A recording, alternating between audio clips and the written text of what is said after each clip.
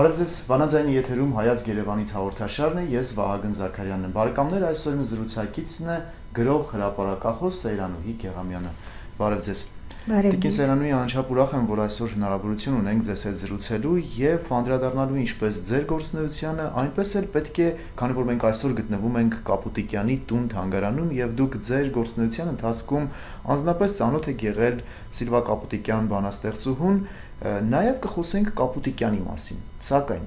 ձեր գրական գործունեությունը եւ հրապարակախոսական գործունեությունը արդեն երկար տարիների պատմություն ունի։ Ինչպես մուտք գործեցիք այս աշխարհ։ Գիտեք, դա բարձր որ պիտի վերադառնամ իմ գոնե դպրոցական տարիներին,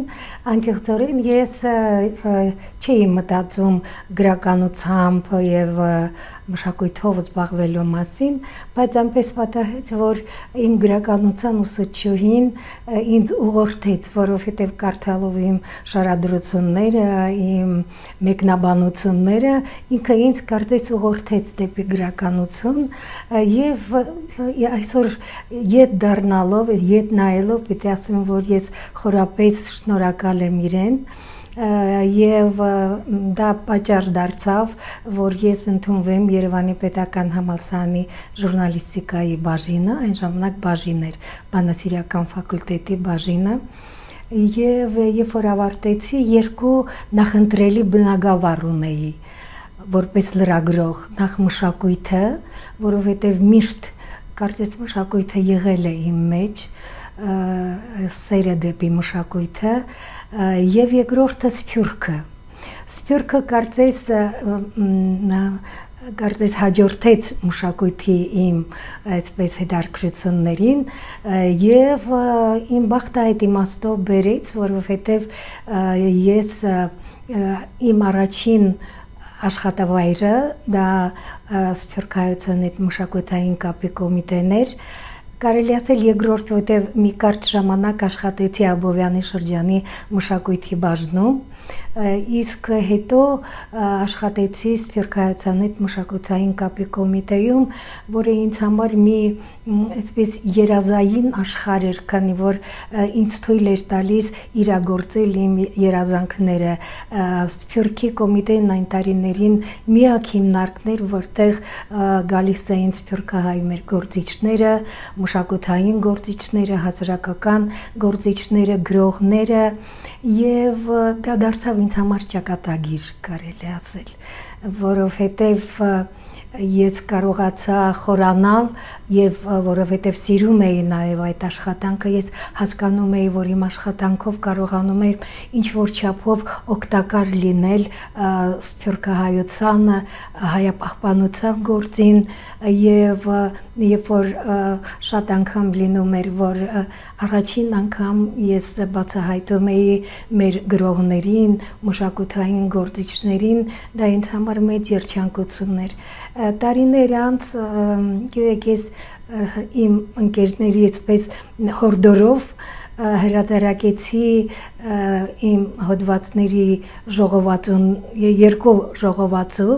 եւ կարծում եմ, որ դրանք այսօր ճանաչողական մեծ արժեք են ներկայացնում այն իմաստով, որ առաջվա մամուլը չկա սփյուռքի մասին, առաջվա անցուդարձը չկա, ճիշտ է հիմա շատ ավելի ազատ են հարաբերությունները, բայց ինչ որտեղ նաեւ կարծես այդ հարաբերությունները դրվում են այն իմաստով, որ այն ճանաչողական խորը վերլուծական մոտեցումները չկան սփյուռքի պահպանության եւ առհասարակ սփյուռքահայության հանդեպ։ Տիկին Սեյրանուհի, քանի որ աշխատել եք այդպիսի կառույցում, որը կապող օղակն է եղել սփյուռքահայ գործիչների հետ, վստահաբար նաեւ այդ տարիներին շատ ու շատ հանդիպումներ են եղել մեր սփյուռքի նշանավոր գործիչների հետ։ Ում եք հիշում, ում հետ կան կապված պատմություններ։ Գիտեք, շատ-շատերին եմ հիշում, բայց ամենանշանավորներից գուցե ասեմ Գարզուն, Գառնիկ Զուլումյանը, մեր մեծ նկարիչը, որ երկու անգամ եմ առիթ ունեցել հանդիպել, Շարլ Ազնաուրը ամենանշանավորներից եւ ամենասիրելիներից, Անդրանիկ Ծառուկյանին չեմ կարող չհիշել, որովհետև Ծառուկյանի գրականությունը ինձ համար նույնպես մեծ ողնիշ է եղել Սփյուռքը ճանաչելու իմաստով։ Հակոբ Կարապենցը, որը գիտեք իրականում դերևս իր արժանինքների չափով չարժևորված գրողը ես կարծում եմ եւ այսպես պիտի ասեմ, որ առաջին ներկայացնողը հայրենի ընթերցողին եղել եմ ես, ի պատիվ պիտի ասեմ Կարլեն Դալաքյանի, որը ինձ առաջարկեց մասնակցել Սփյուռքահայ գրականությանը նվիրված մի գիտաժողովի, հերթական գիտաժողովին, եւ ինքը մի քանի թեմաներ ինձ առաջարկեց, ես պնդեցի, որ ես կուզենամ գրել Հակոբ Կարապենցի մասին։ Միշտ հիշում եմ այդ օրը, որովհետև ինքը մի քիչ այսպես, գիտեք, Հակոբ Կարապենցը դաշնակցական չէր, բայց դաշնակցական այսպես թեկում ուներ, այսպես ասեմ, եւ այո, եւ Ամերիկայի ձայն այն ժամանակ շատ հայտնի մեր տարիներին 70-ական, 60-ական ավելի առաջ, բայց մենք ականատես եմ եղել, թե ինչքան իմ շրջանում 70-ական, 80-ական թվականներին բոլորը հակված էին լսել Ամերիկայի ձայնը, որպես այսպես ճշմարտության ձայն, եւ Կարապենցը Ամերիկայի ձայն ռադիոհաղորդման Ամերիկայում գործող հայկական բաժնի ղեկավարն էր, եւ այդ բանը հիմք է հանդիսացել, որպեսզի նա Հայաստանում իր սիրելի պաշտելի հայրենիքում լինի անցանկալի անձ, persona non grata, ինչպես ասում են, եւ իր գրականությունը արգելված էր Հայաստանում։ Այդ արդեն 89 թվականին էր այդ գիտաժողովը, որի մասին ասում եմ, եւ ես երբ որ Դալաքյանը համաձայնություն տվեց, ես կարծես 7-րդ երկնքում էի, որովհետեւ իր գրականությունը կար Սփյուռքի կոմիտեի գրադարանում, բայց կար փակ գրիֆով։ Գիտեք, հիմա ես այս բառերը երբ որ ասում եմ, ես գիտեմ, որ երիտասարդների համար մի քիչ անհասկանալի են այդ բառերը, բայց այն ժամանակ կար այդպիսի բան, որ հատուկ կնիկ կար, որը դրվում էր որոշակի անցանկալի գրողների գրքերի վրա, եւ դա նշանակում էր, որ լայն ընթերցողներին հասանելի չէին։ Մի խոսքով դա ինձ համար այս հիշողությունը շատ թանկ է, որովհետև դա առիթ եղավ նաև, որ Կարապենցը արդեն Հայաստան եկավ որպես նաև գրող, իսկ նրա գրականությունը իսկապես բարձր գրականություն է, եւ հիմա հիշելով Կարապենցին պիտի ասեմ, որ այս տարի իր 100-ամյակն է, եթե չեմ սխալվում, 1925-ին, այո, կարծում եմ, որովհետև 95-ի ժամանակ նույնպես Հայաստանում համազգային մշակութային միության կազմակերպությամբ բավական միջոցառումներ տեղի ունեցան, հրատարակվեց նաև գիրք զեկուցումներով լեցուն, այդպես շատ անուններ անշուշտ կարող եմ տալ, բայց դա շատ երկար, այսպես ասած, ժամանակ կպահանջի, կարծում եմ, որ բավարար է ասել, որ ոչ միայն ես հնարավորություն ունեցա այդ տարիներին մի շատ հետաքրքիր շարք սկսել, որը կոչվում էր «Զարմանալի հայեր»։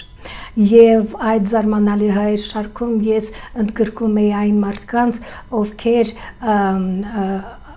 ապրելով ցեղասպանության հետևանքով ծնվելով տարբեր երկրներում, ապրելով, մեծանալով, կրթություն ստանալով դարձան շատ նշանավոր տվյալ երկրների համար։ Օրինակ այդպիսի մարդկանցից կարող եմ հիշել Արաբյանին, որը մեծ նշանավոր դատավոր էր ԱՄՆ-ում, Վարդգես Եղիայանին, որը ինչպես գիտեք, ինչպես կարծում եմ, որ ծանոթ անուն է, ես նրա մասին անգամ փոքրիկ վիպակ գրեցի, որը կարողացավ հասնել այն բանին, որ ցեղասպանության տարիներին իրենց կյանքը ապահովագրած ամերիկյան ընկերություններում ապահովագրած ովքեր որ ունեին փաստաթուղթ կարողացան ամերիկյան կառավարությունից յետ ստանալ ապահովագրման գումարները եւ նույն բանը նա անում էր արդեն Ֆրանսիայի ուրեմն աքսա ընկերության հետ կարծեմ որ դա էլ հաջողությամբ պսակվեց բայց իր գործը բավական կիսատ մնաց որովհետեւ այդ ընթացքում ինքը հիվանդացավ եւ հրաժեշտ տվեց կյանքին ցավոք սրտի եւ շատ ուրիշների մասին որ անունները շատ են եւ մենք տարբեր առիթներով կանդրադառնանք նաեւ առանձին գործիչների, սակայն այս պահին Վանաձայնի եթերում պետք է կարճատև երաժշտական դադար ունենանք, որից հետո կշարունակենք զրույցը։ Բարեկամներ հիշեցնեմ, որ այսօր Հայացք Երևանից հաղորդաշարում իմ զրուցակիցն է գրող հրապարակախոս Սեյրանուհի Գեղամյանը, այս պահին կարճատև դադար է մեր եթերում։ Խնդրեմ։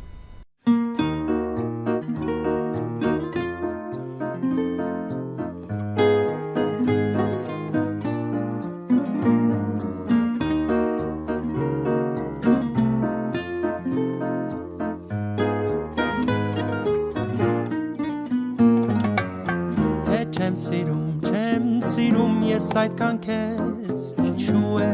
ծմերն այսքան գարուն եւ ծմրան արևն այսքան այրում անխոս երկինքն այսքան անհուն եթե այդքան չեմ սիրում քեզ ու եթե դու չես սիրում ինձ ու եթե դու չես սիրում ինձ ինչու են այդքան սիրով ձեր փողոցում ճամփաբացում ինձ ու եթե դու չես սիրում ինձ ինչու են ճամփաբացում ինձ տներ մայթեր անցորդներ ու ձյունը եթե չես սիրում դու ինձ եթե չես սիրում դու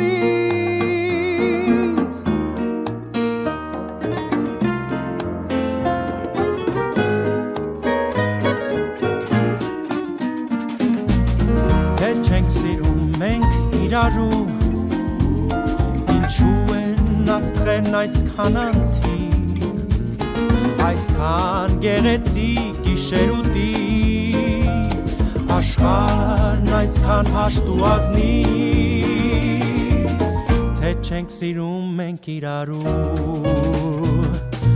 ու եթե դու չես սիրում ինձ ու եթե դու չես սիրում ինձ ինչու են այդքան սիրով ձեր փողոցում ճամփաբացում ինձ ու եթե դու չես սիրում ինձ ինչու են ճամփաբացում ինձ տներ մայթեր անցորդներ ու ձյունը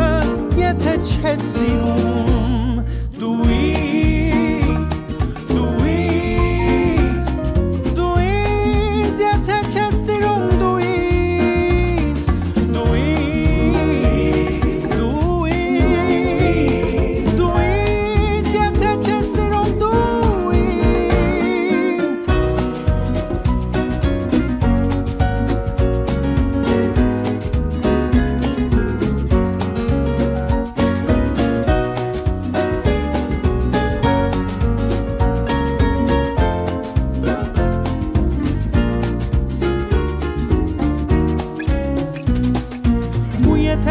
սիրում ինձ ու եթե դու չես սիրում ինձ ինչու են այդքան սիրով ձեր փողոցում ճամփաբացում ինձ ու եթե դու չես սիրում ինձ ինչու են ճամփաբացում ինձ տներ մայթեր անցորդներ ու ձյունը եթե չես սիրում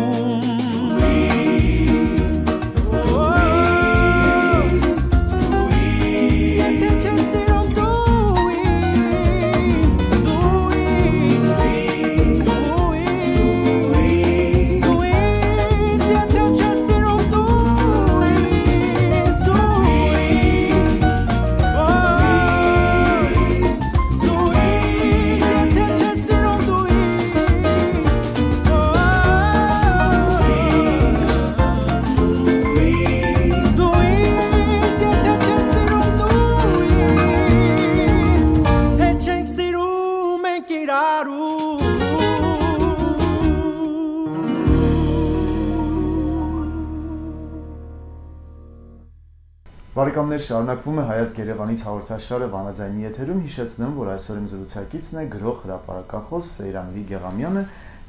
Տիկին Սեյրանուհի, մենք խոսեցինք ձեր գործունեության մասին, սակայն պետք է անդրադառնանք Կապուտիկյանին նույնպես, քանի որ մենք գտնվում ենք ամենայն հայոց բանաստեղծուհու տուն-թանգարանում եւ ձեր գործունեության այս փուլը կապված է Կապուտիկյանի հետ։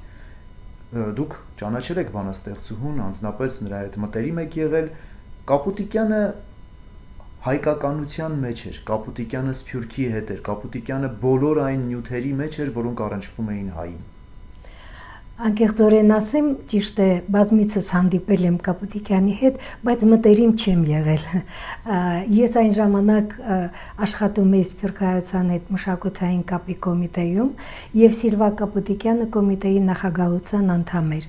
Ես մշակույթի բաժնի վարիչն էի եւ առիթ էի ունենում ամսվա մեջ մի քանի անգամ հանդիպել Կապուտիկյանին, բայց ես շատ երիտասարդ էի այն ժամանակ եւ շատ խորին ակնածանք ունենալով մեր մեծ նշանավոր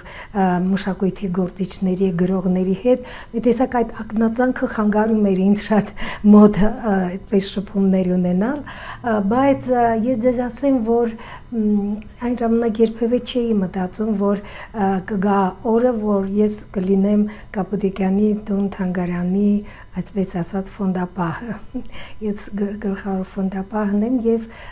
ուրախ եմ դրա համար, որովհետեւ տարիներ անց ես անշուշտ սիրում էի Կապուտիկյանի պոեզիան եւ պիտի ասեմ, որ անգամ իր մտորումներ ճանապարհի կեսին պոեմով ես առաջին մրցանակ եմ ստացել դպրոցական տարիներին ասմունքից, բայց երբ որ իրեն հանդիպել եմ, շատ այսպես հերվից էի միշտ հետևում իրեն եւ հիշում եմ, որ ինքը բացի որ այդպես շատ գեղեցիկ, շատ ներկայանալի տեսք ուներ եւ շատ լավ երգում էր։ Ես ականատես եմ եղել, թե ինչպես ինքը իր հայրենակից Վարազդատ Հարությունյանի հետ շատ գեղեցիկ հայվանիցի երգում էին Դլեյամանը։ Այսպես հիացումի մեծության զգացողություն ունեցել եմ, բայց ինչպես ասեցի, մտերիմ չեմ եղել։ Հիմա, երբ որ առիթ ունեցա տարիներ անց աշխատել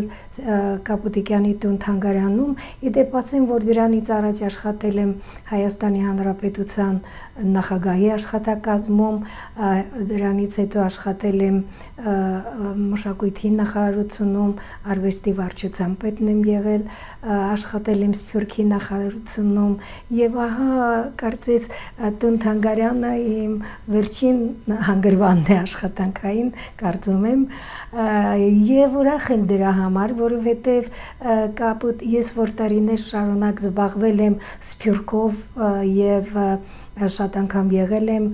Սփյուռքահայ համայնքներում, ծանոթ եմ եղել մեր բոլոր գործիչներին, բայց այսօր, երբ որ ես այդպես կարդում եմ Կապուտիկյանի հուշագրությունները, ուղեգրությունները, Սփյուռքում ունեցած հանդիպումները, ես տեսնում եմ, թե ինչ հարուստ նյութ է Սփյուռքի վերաբերյալ եւ ես խորհուրդ կտամ բոլորին, ովքեր որ ինչ որ չափով առնչվում են Սփյուռքին կամ գուցեև չեն առնչվում, բայց ուզում են ճանաչել, կարդան Կապուտիկյան։ Պիտի ասեմ, որ մեր ժողովրդի մեջ Կապուտիկյանը անշուշտ ավելի հայտնի է որպես բանաստեղծուհի, բայց ես նրա արձակը երբեք որևէ բանով պակաս չի իր պոեզիայից։ Իր արձակում նա այնքան հյութեղ, այնքան կենթանի, այնքան գրավիչ նկարագրություններ ունի եւ ամեն ինչը, եւ լեզվի հարստությունը, եւ հումորը, եւ այդ վառ տպավորությունները, որ ինքը ունեցել է Սփյուռքից, շատ անգնահատելի են ուղղակի։ Ես երբեմն ասում եմ, որ հանրագիտարանային տվյալներ կան, հարստություն կա, բայց միևնույն ժամանակ մտածում եմ, որ հանրագիտարաններում ավելի չոր տեղեկություններ են, բայց Կապուտիկյանի մոտ Սփյուռքը ապրում, տրոփում, շնչում է իր ամենօրյա կենցաղի մեջ, իսկ դա շատ կարևոր է։ Եվ այդ գործիչները, ովքեր որ աշխատել են, ովքեր որ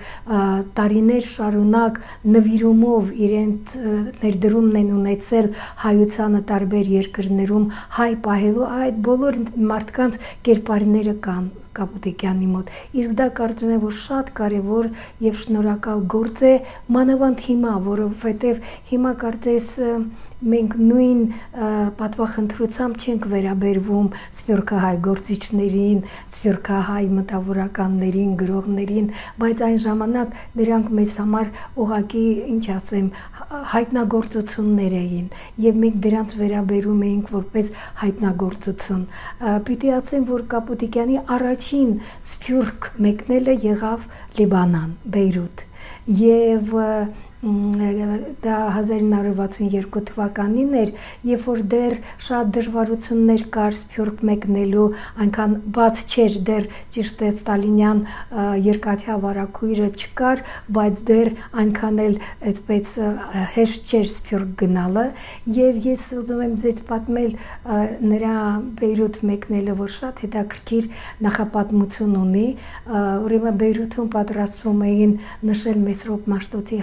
1600-ամյակը եւ որպես առաջին հիմնական բանախոս հրավիրել էին Կապուտիկյանին, թեև վախ ունեին, որ կարող է հանկարծ չթողնեն եւ ահա մեր շատ նշանավոր լիբանանահայ գործիչ խմբագիր գրող Գերսամ Ահարոնյանը եւ Բարունակ Թովմասյանը նաեւ պիտի ասեմ նամակ են հղում Հայաստանի կառավարությանը այն նշելով, որ եթե պատահի, որ Կապուտիկյանին չթողնեք, չարտոնեք սփյուռք մեկնել Լիբանան, մենք կդադարեցնենք մեր հարաբերությունները սովետական Հայաստանի հետ։ Ահա այսպիսի խիստ եւ պարտավորեցնող նամակ են գրում, բարեբախտաբար կարծում եմ, որ եթե այդ նամակն էլ չլիներ, կթողնեին Կապուտիկյանին, որտեղ ինչպես ասացի, արդեն բացվում էին Կապուտիկյանից առաջ արդեն հասել էին նրա բանաստեղծությունները, նրա խոսքին որդուն գոց գիտեին սփյուռքի բոլոր հայահոց գաղութներում, համայնքներում։ Այո, ես ինքս ականատես եմ եղել շատ անգամ սփյուռքահայ վարժարաններում, թե ինչպես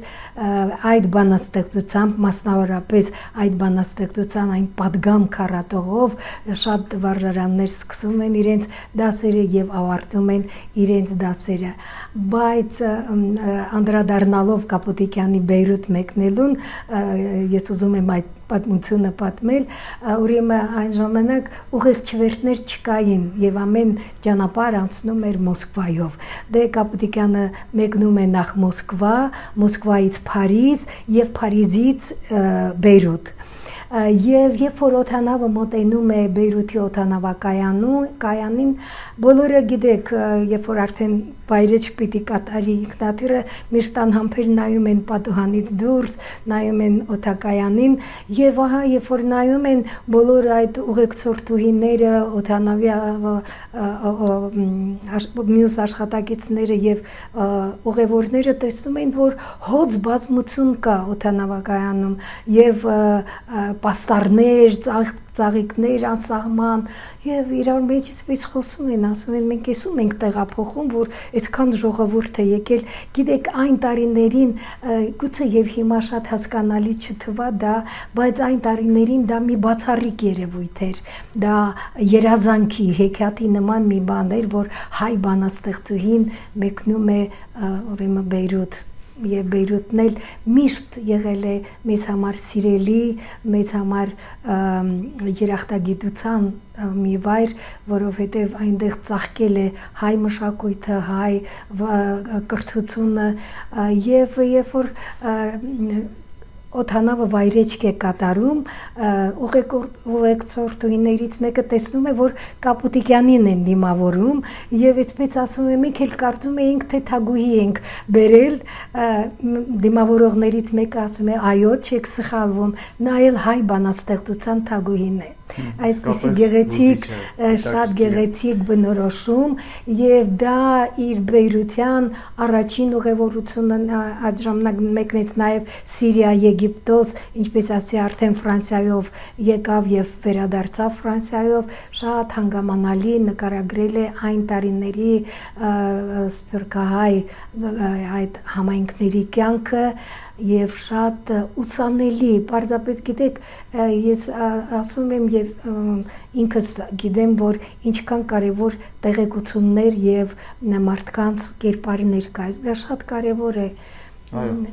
Տիկին Սեյրանուհի, մենք անպայման նոր առիթներ կստեղծենք Վանաձայնի եթերում, կանդրադառնանք բոլոր այն անձանց կամ այն անձանց խմբին, որոնց հետ դուք անձնապես առնչվել եք, ներկայացրել եք ձեր ստեղծագործություններում, ձեր հրապարակախոսական նյութերում, ձեր հոդվածներում, հարցազրույցներում, սակայն այս պահին մենք արդեն պետք է եզրափակենք մեր զրույցը խոստանալով մեր ունկնդիրներին, մեզ դիտողներին, որ մոտ ապագայում դարձյալ պետք է հանդիպենք։ Շնորհակալություն հարցազրույցի համար։ Ես նույնպես շնորհակալ եմ, որովհետև իրոք կարևոր է հիշել այն մարդկանց, ովքեր մեծ ներդրում են ունեցել, նվիրում են ունեցել, դա պարզապես հայապահպանության գործը իսկապես մեծ նվիրում պահանջող, մեծ ջանքեր պահանջող գործ է եւ իսկապես արժանի են բոլոր այն մարդիկ անուն առանուն հիշելու իրենց, որոնք իրենց ներդրումն են ունեցել այդ դժվար, բայց շատ շնորհակալ գործին։ Եվ ավարտելով ես կուզեի ասել, որ քանի որ հատկապես մեր բեյրութահայ, լիբանանահայ լսարանի համար է հաղորդումը, ես ուզում եմ ասել, որ այսօր էլ ինչպես որ նախկինում Բեյրութը, Լիբանանը սիրելի պաշտելի է մեզ համար եւ գիտեմ, որ այսօր այնտեղ էլ դժվարություններ կան, ուզում եմ մաղթել, որ թե Հայաստանի, թե մեր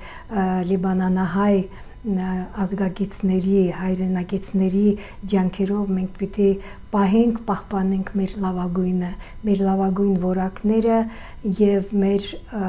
ասելիքը ապագային դեռ ունենք։ Շնորհակալություն։ Բարեկամներ, հիշեցնեմ, որ Հայաց Երևանից հաղորդաշարում այսօր իմ զրուցակիցն էր գրող հրապարակախոս Սեյրանուհի Գեղամյանը, ես Վահագն Զաքարյանն եմ, հանդիպելու ենք հաջորդ չորեքշաբթի Վանաձայնի եթերում։ Հաջողություն։